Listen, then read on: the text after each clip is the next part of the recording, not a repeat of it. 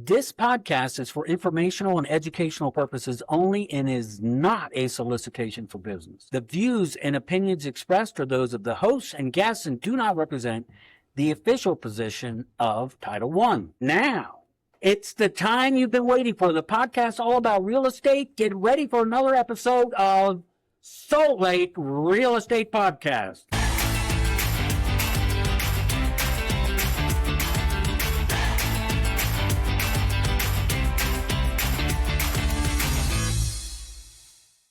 Are you feeling like your desired home is out of reach? Well, maybe it isn't. Jake Chase and Micah Roquiero with Real Estate Essentials are here to talk about why the next step in your housing journey might be more achievable than you think. So, Jake, what's a recent situation that shows what's happening in Utah's market right now? So one of the biggest things that we have, because we get a lot of pressure, right, because of things that are happening not just locally, but we're such a worldwide dynamic now, so we have the war that's going on right now. We have nationwide high prices in gas make a big pressure, and then also we have interest rates, and we've been so used to the interest rate being so low for such a long time that now it's back up to standard, kind of equalizing the rates here. People are just starting to get used to this rate reset. So it's really taken a step back, and people paused for a while because the last 2 years, people went, I'm going to wait till the rate goes down. And it doesn't. And then, I'm going to wait till the rate, it's going to go down. All the Feds are going to cut rate now. Let's just wait for them. And they don't. So that's been a big thing that's come up in a lot of our marketing, a lot of the sales. And look, homes sell at a price bill in this market. We're up over 4% just year over year with the volume that's going out there and the inventory that's come out. So things are really selling if they're priced right and they're done right. If you're trying to push the market, if you're trying to get above, like we were back there in the COVID days, then, what's the problem is that it'll sit on the market for a while. That makes a big difference. How about you, Micah? What's your perspective on this? Jake kind of hit on that where, rates, the war kind of stalled everything. We saw it starting to come down a little bit in the beginning of the year, and then the whole Iran thing situation happened, stalled up. What I am seeing, though, is I am seeing lenders come up with some creative solutions as well. A lot of the lenders, you did the buy downs.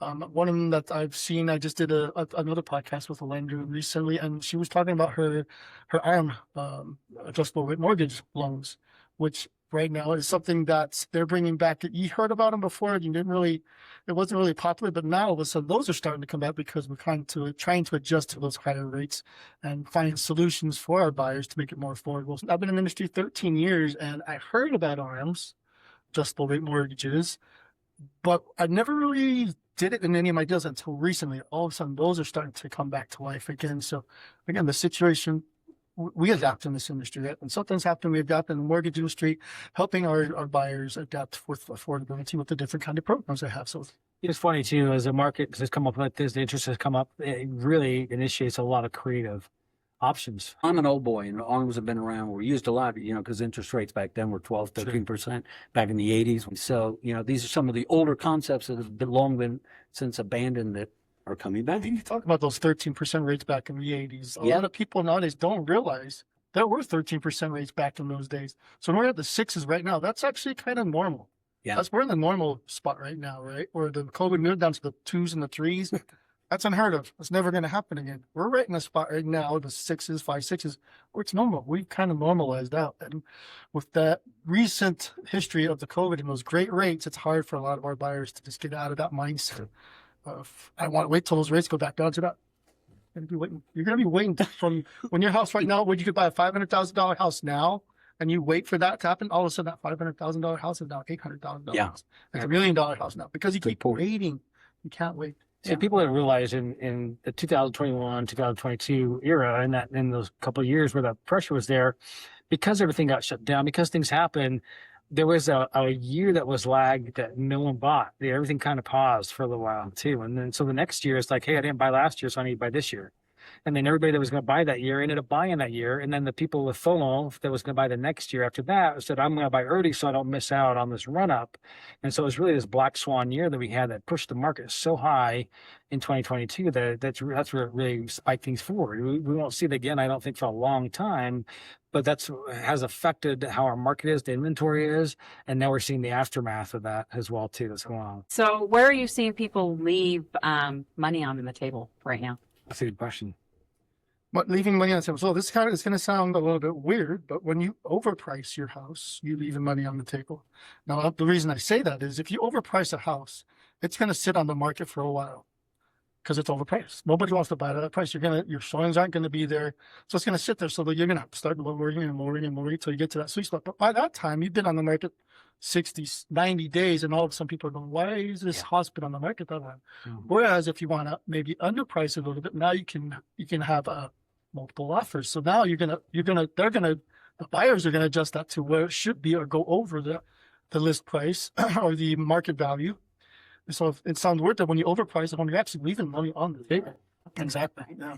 Yeah, and a lot of people don't realize that a couple things you can do that's really simple and really easy to do is paint carpet goes a long ways, and change the smells in there. You can't smell them yourself. But if you have any pets in there, if you smoke weed in there, if you smoke in there, if you have any type of dander or odor, it still sticks a long time in the house, not just in the carpet, but in the walls. Anything that's porous, that's why we have in Utah these meth tests, right? Because everything that's porous, it absorbs those odors, those smells, and people don't realize that. So by doing a couple of things, you can actually increase the value, the sellability of it, because now it's attractive, and people are like, even if it's just painting carpet, or painting cabinets and replacing carpets, making it wood floor, changing things a little bit, doesn't cost a lot, doesn't do a lot. We call it lipstick on a pig, right? And when you just make it look really nice and put it back out in the market, because you're going to have the value. Now, people will do those things and want to overprice it, like Micah was saying, and they're still in the same boat. But if you sell it where you're going to sell it now, but do those couple things, you want to be the best house with the best price to sell in this market.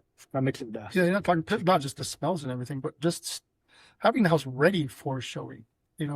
Housekeeping, decluttering. I mean, those are big things. You go into the house and it's a bunch of clutter everywhere.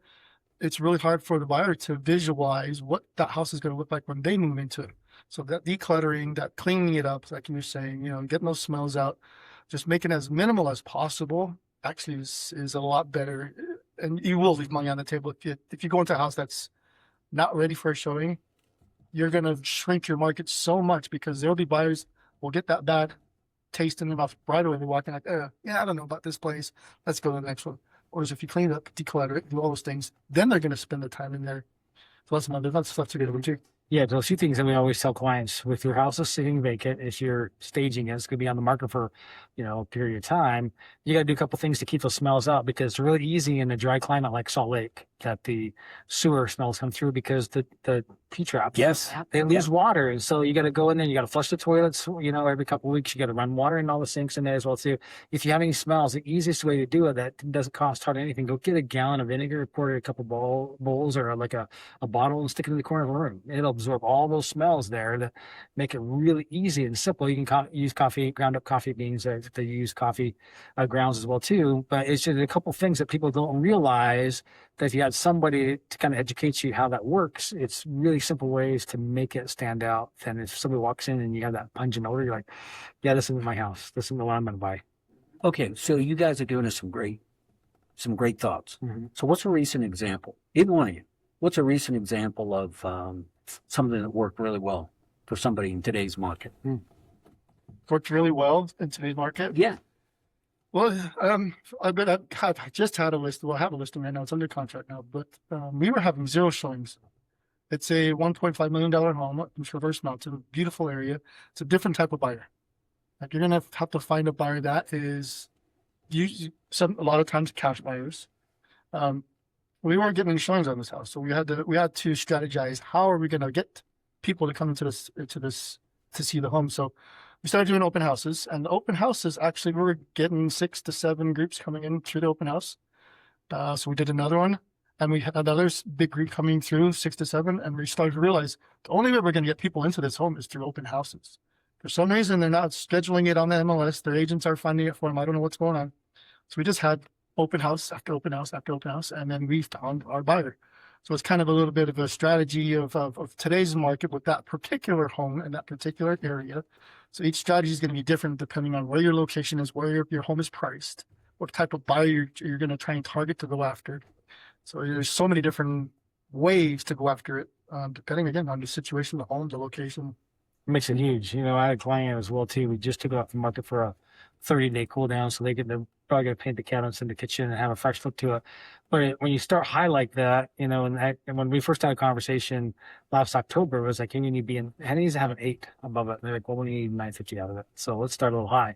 But you can't chase the market down in this market, so we have to do a reset. But one thing that's becoming really popular, and I asked them, I said, are you interested in any type of seller financing or carrying it back? And they said, well, we heard about assumable loans. So most people don't realize most FHA loans are assumable loans. So if somebody has some equity, they can assume that part of the loan there and then pay a down payment, and then the seller can carry another portion of it for so many years. And by having these options and being that creative, because you know, we're kind of in that 600 range as far as average home price in the market in Salt Lake City. So anything above that, if you're non-conforming and you don't have a W-2 job or a typical W-2 job, now you're going to get into these jumbo loans or these non-conforming loans. You've got to be creative to get people in there, because you're right in that zone over the 800,000 mark to about 1.2 million.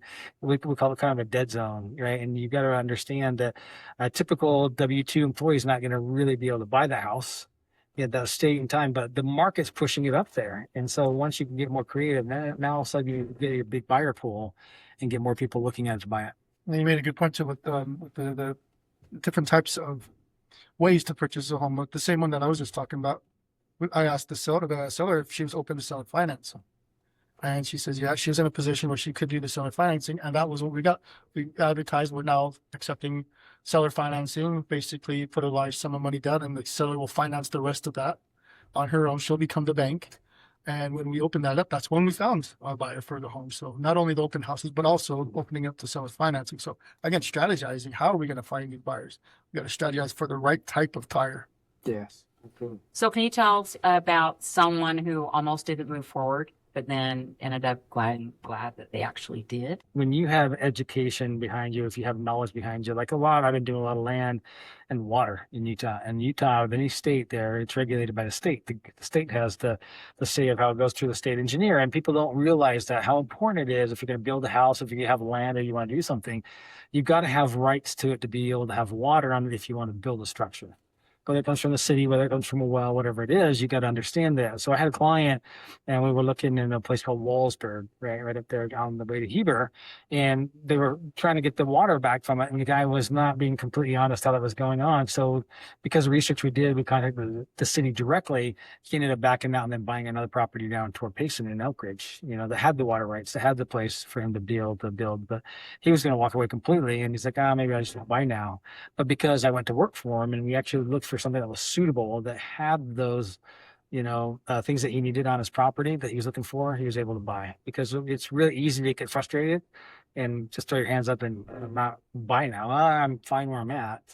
Might as well just stay where I'm at. Well, Matt, you guys are real estate professionals, and So I hope we are. we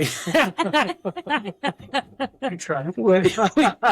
we think you are. No, you guys are real estate professionals. So, you know, most people just really don't, the common person, like anything, they don't know a lot about real estate. So what's the question you guys get all the time? And how do you answer it? What is the right time to buy? That's a great question. And how do you answer that? Right now, today. And so, okay, that's a great answer, but okay, how would you explain that to how would you explain that to a consumer? Look, Well, you know, if you want to buy a house, buy it now. I mean, if you're going to wait, a lot of them like, I'm going to wait till the rates come down, How long have we been saying, let's wait for the rates to come down? It's been about 3 years now. Yep. We've been saying, let's wait for the rates to come down. In that 3-year period, rates haven't come down, but the prices of the homes have gone up. So it's about it's about your affordability. What can you afford? What's your monthly affordability, right? If you can get into a house and it fits your affordability, that's all you should worry about. Don't worry about what the rate is or what the price is. What can you afford? If you can afford a $3,000 payment, let's find your house that's $3,000. That works for you, right? Let's buy it now, because right now that $3,000 payment, if you wait a year, it's now going to be $3,500. If you wait another year, now it's going to be $4,000, right? So the right time to buy is now.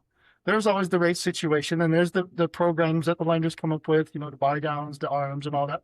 With the thought being, and that's why the 7-year ARM is pretty popular right now, because now you've got a 7-year period versus the 2-1 buy down, you have a 2-year period. With the 7-year period, now the hope is within that 7 years, the rates will come down to a place where you can now refinance to that lower rate. And if it doesn't happen with that 7 years, maybe you just sell it. Well, your income can Cash go out up on too. equity. Most people think in 7 years my income's going to rise. It's going to go. To the- Not only your income goes up, but your equity also goes up. yeah. That's exactly what it is. And I don't think they realize it is if you're renting right now, you're paying somebody else's mortgage. Why not make a mortgage payment, but invest in your own equity in your home? And that's I like how you say that too. Yeah, you say rent to rate, buy your home, because your rates can always change. And if you're in a 7-year arm, it's going to change in 7 years. If you have a 30-year fixed and it drops, you can refinance it out. right. They're not locked into it forever for a certain point. There's so many situations. There are so many possibilities. You go in different directions. And in 7 years, they're going to come up with another program. The lender's going to come up with another program. Well, let's do this now. I heard this was a little while ago, but they were talking about, and I don't know what's going on. If I remember, it came up one time with the current administration saying you can take your current rate and take that loan and move it to the next purpose. We've heard about that in the beginning, but I don't know whatever happened with that. It's still coming. But it's not those are the things that they're doing. They're coming up with ideas and solutions to help our buyers with affordability. Yeah, administration makes a big difference in politics, just not on a national, but also local level as well too. And we just heard about this morning, is they're rolling out 2 new programs for FHA to help people buy at 100%. You don't need a 3% down. You can get 100% into it. And then they're actually dropping the credit scores. Now they have 2 or 3 new opportunities. It's not just going to be FICO anymore. They're actually going to use it to help. And the whole thing is, how do we get people into homes easier? How do we get them to qualify? Because if you have somebody that's, has their own side business and maybe not a W-2 job, or maybe they have their own business and you look, as a business owner, you write most of your stuff off. So you're not going to show a huge income to save on taxes.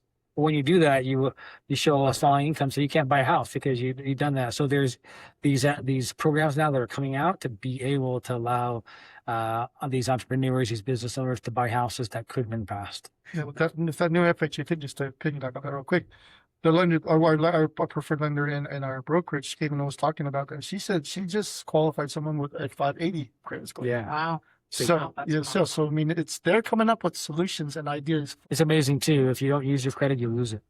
So if you have any credit, like you pay everything off, and you're gonna be debt free.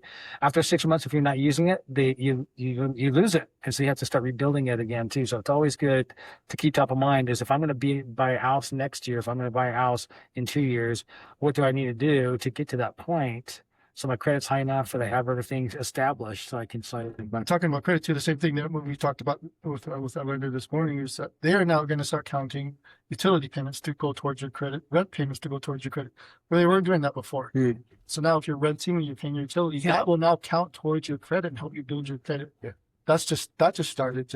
I don't know if it's in action yet, but it's in the works. Yeah, That's interesting.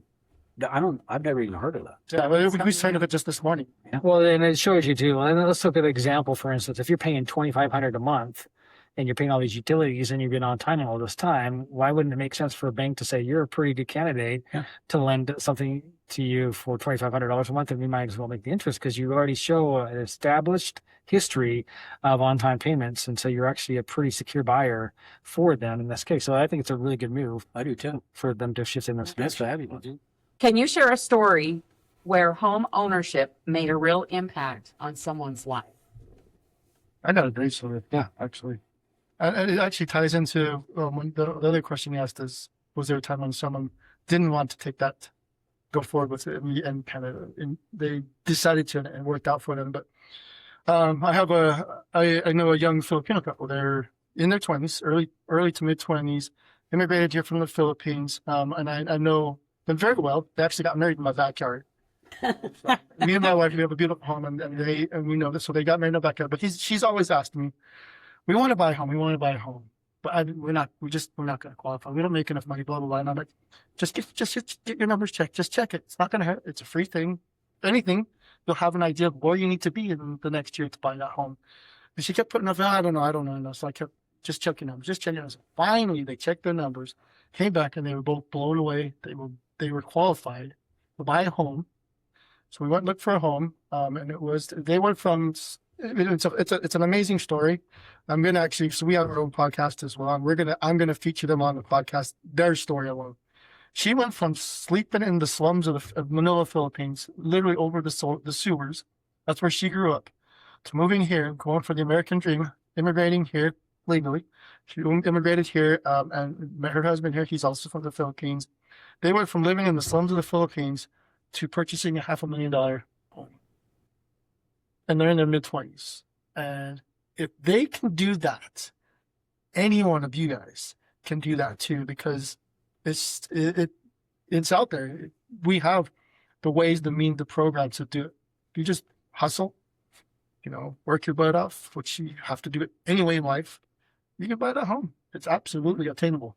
Dream come true. That's an American dream. Exactly. And he's an executive chef. He works up at Park City.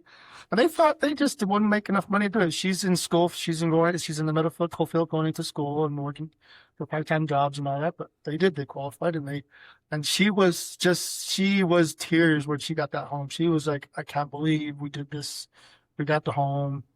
And they are truly living the American dream. Most people think it's impossible, right? So if you've been renting for years like that situation, but if you actually find out where you're at, it's closer than you think. It's more attainable than you think. And this is a perfect example of that, because how many people think, oh, I'll never qualify.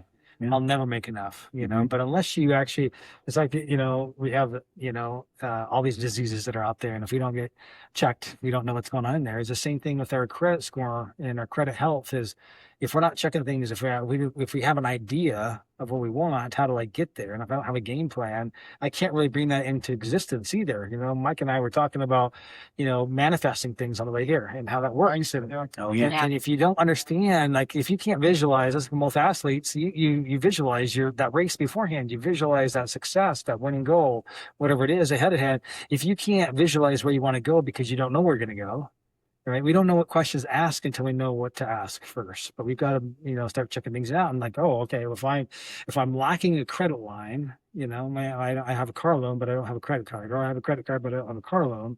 Well, if I can add that extra line of credit, then all of a sudden my credit starts building up. And then if I can do a couple things to increase my income, that makes a big difference. So people, even if it's a couple $100s a month, people don't realize that they are so close to buying a home than they realize. Well, that's what I like most about these podcasts and talking to real estate agents is these wonderful stories. Yeah. Because these are the kind of stories that the public needs to hear that inspires them to say, hey, I can do it. Yeah. And it's the mindset. It definitely is the mindset we're talking about. If you're going to sit there and listen to that little voice, that little guy on your shoulder talking to you, like, what are you doing? You can't afford it. Everybody has it, right? Every one of us has that, like, little voice inside you that says, who do you think you are? You think you can actually buy a house? Are you crazy? If you listen to that little guy on your shoulder, you're never going to buy a house. You got to just get that thing off. You got to not listen to it. And you got to have the mindset like, I can do this. I will purchase a house. I will get to where I want to go in life. And if you have that kind of mindset, it will happen. Thank you, Jake and Micah, for coming and sharing some information. I think it's really, really important, and the education that needs to be put out there for those buyers and even sellers, for that matter. Everybody's path looks different markets, different rates, different price points. But time and time again, we see people find a way to make the American dream happen. So your next move could be just one conversation away.